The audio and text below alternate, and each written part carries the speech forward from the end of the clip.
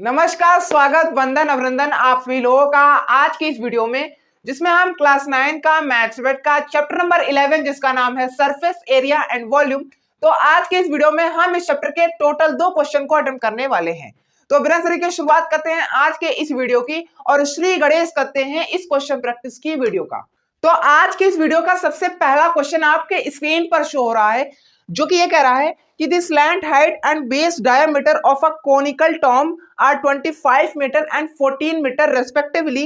Find the cost of whitewashing its curved surface at the rate of rupees 210 per 100 metre square. तो इस question का अर्थ यह है कि मान लीजिए एक कोन के शेप का एक कोनिकल टॉम्ब है। मान लीजिए एक कोन के शेप का एक कोनिकल टॉम्ब है, ठीक है, जिसकी स्लैंट हाइट की वैल्यू दे रखी है 25 मीटर के बराबर और साथ ही साथ जिसका डायामीटर दे रखा है, यानी कि जिसके सर्कुलर बेस का डायामीटर दे रखा है 14 मीटर के बराबर।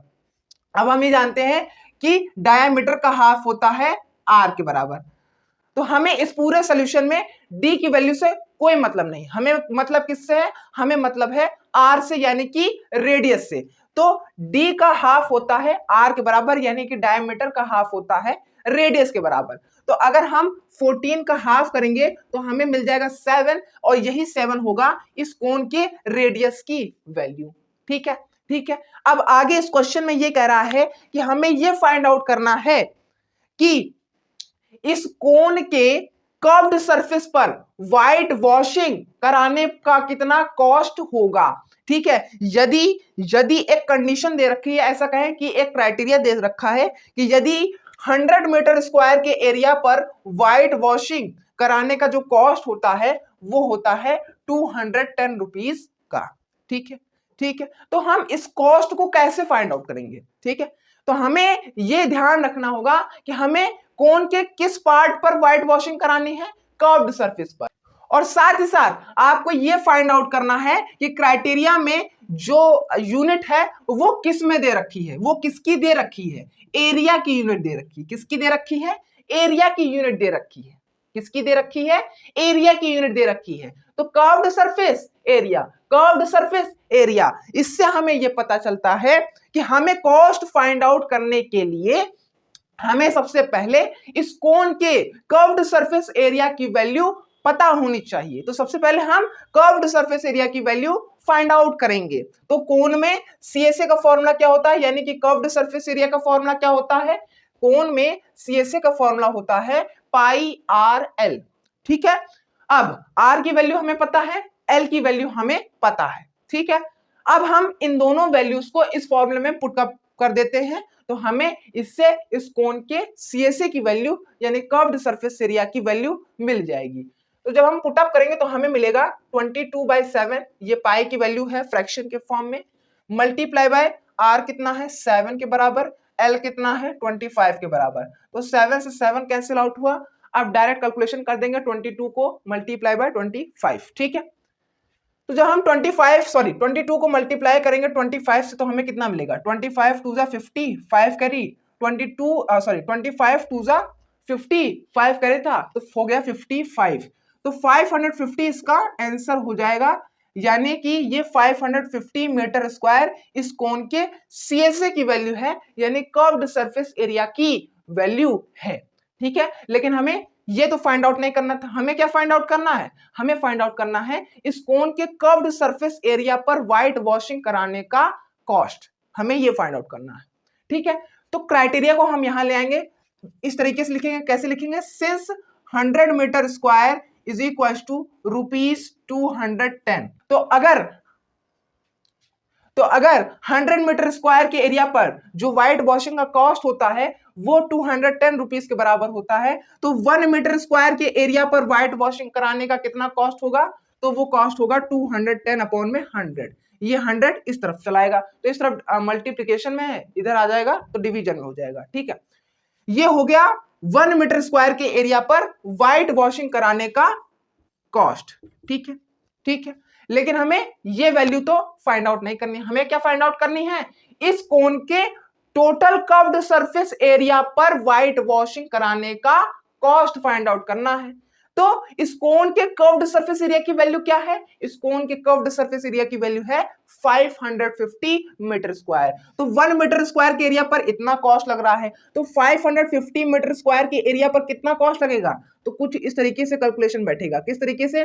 210 अपॉन 100, यही हमने ऐसे उतार दिया, मल्टीप्लाई बाय 550, मल्टीप्लाई बाय 550। ठीक है, इस तरीके से हम कैलकुलेशन बैठाएंगे, उसके बाद हम इसको फर्दर सॉल्व करेंगे। ठीक है, तो 0 से 0 कैंसिल आउट, 0 से 0 कैंसिल आउट। ठीक है, अब डायरेक्ट कैलकुलेशन कर देंगे हम। यहां पर क्या करेंगे? 21 मल्टीप्लाई बाय 55, 21 मल्टीप्लाई बाय 55। ठीक है, तो 55 बन जा 55, तो 5 कैरी हो गया, 55 टू जा 110। ठीक है, 55 टू जा 110, 2 कैरी था, सॉरी 5 कैरी था, तो ये हो गया 115। ठीक है, तो 1155 रुपीस, यही आपका इस क्वेश्चन का आंसर है। और इसी तरीके से आपको इस क्वेश्चन को सॉल्व करना है। ठीक है, अगर आप इस कोन के कर्व्ड सरफेस पर व्हाइट वॉशिंग कराओगे तो आपको इतने रुपए का भुगतान करना पड़ेगा। तो सबसे पहले आप अपनी जेब चेक करो कि आपके जेब में इतना रुपए है कि नहीं है। अगर आपके जेब में इतना रुपए है तो आप व्हाइट वॉशिंग करा सकते हो इस कोन के कर्व्ड सरफेस पर। और साथ ही साथ अगर आपके जेब में इतना रुपए नहीं है तो सॉरी, आप इस कोन के कर्व्ड सरफेस पर व्हाइट वॉशिंग नहीं करा सकते हो। तो अब बिना किसी देरी के बढ़ते हैं इस वीडियो के सेकंड क्वेश्चन पर। तो आज की इस वीडियो का सेकंड क्वेश्चन और लास्ट क्वेश्चन आपके स्क्रीन पर शो हो रहा है, जो कि कह रहा है कि what length of tarpaulin 3 metre wide will be required to make conical tent of height 8 meter and base radius 6 meter. Assume that the extra length of material that will be required for stitching margins and wastage in cutting approximate 20 centimetre. ठीक है, 20 centimetre. तो इस question का अर्थ ये है कि मान लीजिए एक कपड़ा है, मान लीजिए एक कपड़ा है जिसका विड्थ दे रखा है किसके बराबर? जिसका ब्रेथ दे रखा है किसके बराबर? जिसका ब्रेथ दे रखा है 3 मीटर के बराबर। क्या फाइंड करना है? आपको फाइंड करना है इस कपड़े का लेंथ। आपको फाइंड करना है इस कपड़े के लेंथ की वैल्यू। ठीक है, इस क्वेश्चन में इसके साथ साथ यह भी कहा है कि एक टेंट बनाया जा रहा है इस कपड़े की मदद से। एक टेंट बनाया जा रहा है इस कपड़े की मदद से, वो भी कोन के शेप में। कौन सा कोन? राइट एंगल कोन। कौन सा कोन? राइट एंगल कोन। ठीक है, तो इसी कपड़े की मदद से एक कोन की शेप में एक टेंट बनाया जा रहा है जिसकी हाइट दे रखी है किसके बराबर? जिसकी हाइट दे रखी है 8 मीटर के बराबर। जिसकी हाइट दे रखी है 8 मीटर के बराबर और जिसका रेडियस यानी जिसके बेस का रेडियस दे रखा है 6 मीटर के बराबर। इन सब के बाद इस क्वेश्चन में ये कह रहा है कि हमें ऐसा एज्यूम करना है कि इस पूरे कपड़े में से अप्रोक्सीमेट 20 सेंटीमीटर के लेंथ का कपड़ा वेस्ट हो जाता है सिलाई करते समय for making this conical tent. ठीक है, अब अगर आपको इस कपड़े की मदद से एक कोनिकल टेंट बनाना है तो कुछ सिलाई होगी और उस सिलाई में कपड़े वेस्ट भी होंगे। ठीक है, तो वही बोल रहा है कि मान लीजिए आपको ऐसा एज्यूम करना है कि अप्रोक्सीमेट 20 सेंटीमीटर का कपड़ा वेस्ट हो जाता है। ठीक है, ठीक है, ठीक है। अब आप यहां एक चीज ऑब्जर्व करोगे कि सब चीज की यूनिट दे रखी है मीटर में और इसकी यूनिट दे रखी है सेंटीमीटर में। तो इस क्वेश्चन में आपको यूनिट डिफरेंस देखने को मिल रहा है और मैंने आपको कहा था जिस क्वेश्चन में आपको यूनिट डिफरेंस देखने को मिले उस क्वेश्चन को जरूर से जरूर सावधान होकर के सॉल्व करना, क्योंकि ऐसे ही क्वेश्चन में आप गलतियां करते हो। तो अगर आपको यूनिट डिफरेंस देखने को मिल रहा है तो आपको क्या करना है? आपको क्या करना है? आपको अपना ये गोल सबसे पहले मानना है कि सबसे पहले सबको एक यूनिट में लाओ। तो बाकी सब तो एक यूनिट में है ही, लेकिन ये यूनिट के बाहर चला जा रहा है, यही सबसे अलग है, यही सबसे अलग है यूनिट में बाकी सब में से। ठीक है, तो हम एक काम करते हैं, इसी सेंटीमीटर की यूनिट को मीटर में कन्वर्ट कर देते हैं। ठीक है, या तो आप सभी में से जो मीटर की यूनिट है उसको सेंटीमीटर में कन्वर्ट कर दो, या तो आप इस सेंटीमीटर की यूनिट को मीटर में कन्वर्ट कर दो। आपकी चॉइस आप पे डिपेंड करती है। ठीक है, तो मेरी चॉइस ये है कि मैं इस चीज के यूनिट को मीटर में कन्वर्ट कर देता हूं। ठीक है, तो हम जानते हैं कि एक मीटर में तो हम जानते हैं कि 100 सेंटीमीटर 1 मीटर के बराबर होता है कि नहीं होता है? बिल्कुल होता है। तो 1 सेंटीमीटर किसके बराबर होगा? 1 सेंटीमीटर बराबर होगा 1/100 मीटर के। ठीक है, ठीक है, तो 20 सेंटीमीटर किसके बराबर होगा? 20 सेंटीमीटर बराबर होगा 1/100 मल्टीप्लाई बाय 20 मीटर के। तो अब आप इसको सिंप्लीफाई करोगे तो आपको मिलेगा 1/5 मीटर। इसको और सिंप्लीफाई करोगे तो आपको मिल जाएगा 0.2 मीटर। तो 20 सेंटीमीटर को जब आप मीटर में कन्वर्ट करोगे तो आपको मिल जाएगा 0.2 मीटर। अब आपको ऐसा एज्यूम करना है कि इस पूरे टोटल कपड़े में से लगभग यानी कि अप्रोक्सीमेट 0.2 मीटर के लेंथ का कपड़ा वेस्ट हो गया। ठीक है, अब आपको ऐसा एज्यूम करना है। तो अब मैंने इस पॉइंट पे ये सोचा कि अगर इस पूरे कपड़े में से 0.2 मीटर की लेंथ का कपड़ा वेस्ट हो जाता है तो कोई बात नहीं, तो जो बाकी का बचा हुआ कपड़ा है उसकी लेंथ की वैल्यू को हम मान लेते हैं x। मैंने क्या कहा? मैंने ये कहा कि अगर इस पूरे कपड़े में से 0.2 मीटर की लेंथ का कपड़ा वेस्ट हो जाता है तो कोई बात नहीं, जो बाकी का बचा हुआ कपड़ा है उसकी लेंथ की वैल्यू को हम मान लेते हैं x। उसकी लेंथ की वैल्यू को हम मान लेते हैं x। तो हम इसके लिए एक बार फिर से क्वेश्चन को पढ़ेंगे और क्वेश्चन को पढ़ने के बाद हम ये ऑब्जर्व करेंगे इस क्वेश्चन में, क्या हमें इस क्वेश्चन में कहीं ये कहा है कि इस कपड़े से टेंट बनाया जा रहा है कोन की शेप में, उसके बेस में भी कपड़ा लग रहा है? नहीं कहा जा रहा है ना। तो इसका मतलब सीधा सही ये है कि बेस में कपड़ा नहीं लग रहा है, सिर्फ कर्व्ड सरफेस पे कपड़ा लग रहा है। तो हमें किसका एरिया फाइंड आउट करना पड़ेगा? कर्व्ड सरफेस एरिया की वैल्यू फाइंड आउट करनी होगी। कर्व्ड सरफेस एरिया की वैल्यू फाइंड आउट करनी पड़ेगी।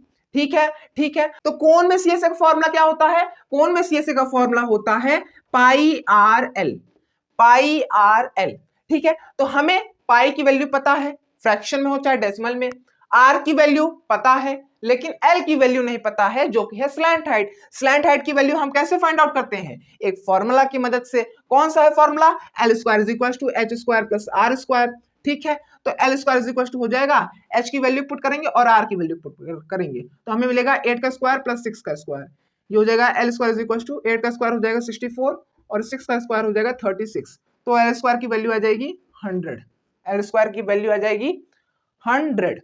ठीक है जी, ठीक है जी, ठीक है जी। अब ये L² की वैल्यू है, L की वैल्यू नहीं है, यानी कि स्लैंट हाइट की वैल्यू नहीं है। तो अगर हमें स्लैंट हाइट की वैल्यू फाइंड आउट करनी है, L की वैल्यू फाइंड आउट करनी है, तो हमें यहां से स्क्वायर हटाना पड़ेगा, यहां पे रूट लगाना पड़ेगा, यहां से स्क्वायर हटाना पड़ेगा, यहां पे रूट लगाना पड़ेगा। तो हम वही करेंगे। L = हो जाएगा √100। तो ये √100 की वैल्यू क्या होती है? √100 की वैल्यू होती है 10। ठीक है, तो इस कोन के स्लैंट हाइट की वैल्यू क्या मिल गई? इस कोन के स्लैंट हाइट की वैल्यू मिल गई 10। ठीक है, ठीक है, ठीक है जी।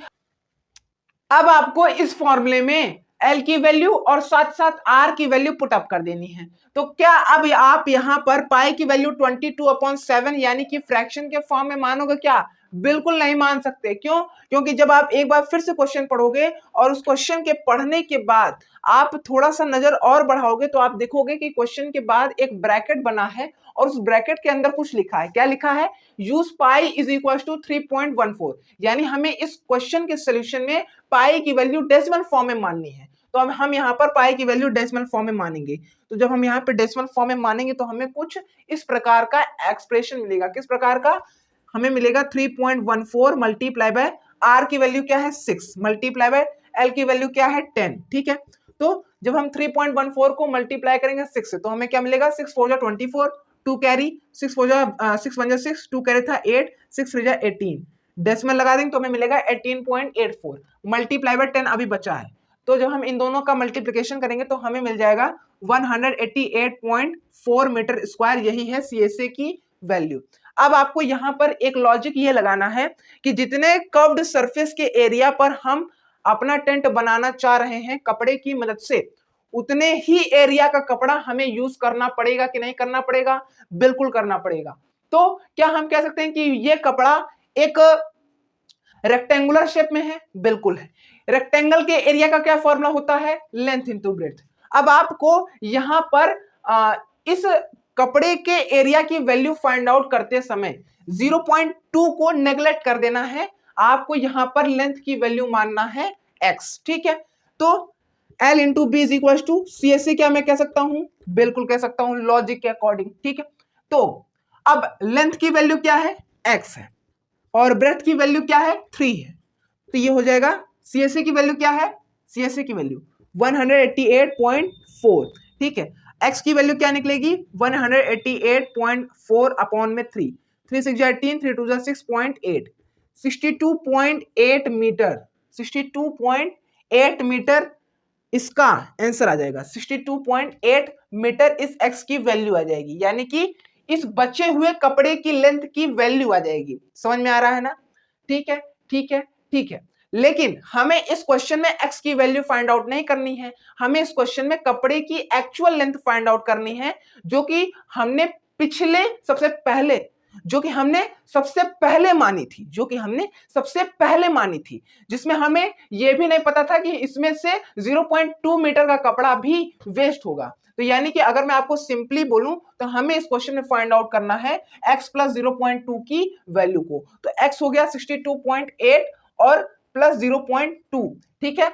तो हमें क्या मिलेगा, हमें मिलेगा 63, यही 63 मीटर इस कपड़े की लेंथ है, ठीक है ठीक है। यही 63 मीटर इस कपड़े की एक्चुअल लेंथ है, जिसे हमने सबसे पहले माना था जब हमें यह भी नहीं पता था कि इस पूरे कपड़े में से 0.2 मीटर का कपड़ा वेस्ट हो गया, ठीक है ठीक है। तो लॉजिक आपका काम करना चाहिए इस क्वेश्चन के सॉल्यूशन में, और आपको इस क्वेश्चन को इस तरीके से सॉल्व करना है, और ये रहा आपका आंसर। अभी तक के लिए सिर्फ इतना ही, मिलते हैं अगली वीडियो में। लास्ट तक रहने के लिए थैंक यू सो मच। जितनी चीजें मैंने आपको इस वीडियो में समझाई उतनी चीजें आपको समझ में आई हो तो वीडियो को लाइक, वीडियो को शेयर, चैनल सब्सक्राइब जरूर करिएगा। एक बार फिर से लास्ट तक रहने के लिए थैंक यू सो मच।